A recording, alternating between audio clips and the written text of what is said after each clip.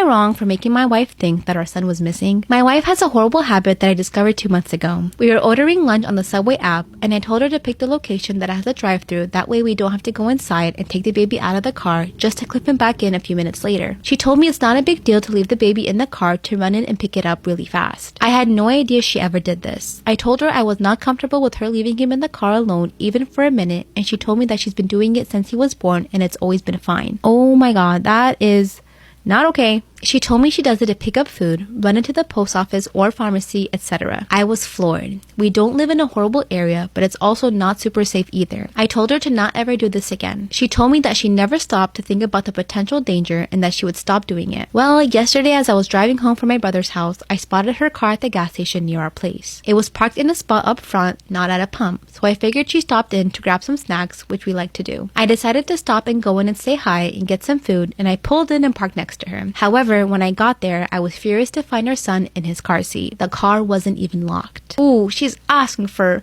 a CNN story. I don't know what came over me, but in that moment, I decided to take my son and put him in my car. He's got a car seat in there too. I then drove to the other side of the gas station parking lot and waited for my wife to come out. It took 6 minutes for her to appear. When she saw that he was gone, she looked stunned for a second and then started to frantically look around and cry. I didn't let it go long. After this, I saw her pull her phone out, presumably to call 911, and that's when I pulled my car around to see her. I parked, got out, and walked around to my son's door and opened it to show him to her. She looked extremely relieved, but that quickly turned to anger with her asking me why I took him and did that to her. I told her she needed to learn her lesson, and she promised to stop leaving him in the car and that she was extremely irresponsible. It was so easy for me to pull up and take him. No one else at the gas station even noticed. So if he really was taken there would have been no help and it would have been 100% her fault. She proceeded to call me cruel and psychotic and tried taking our son out of my car into hers. I said no and that I would be driving him home, and I left. She came home not much later but ignored me the rest of the day. She acknowledged me today saying she wanted an apology, and I said absolutely not, and she's the one who should be saying sorry. She's been guilt tripping me the rest of the day, saying no mother should experience the fear I put her through. Did I go too far? Am I the asshole?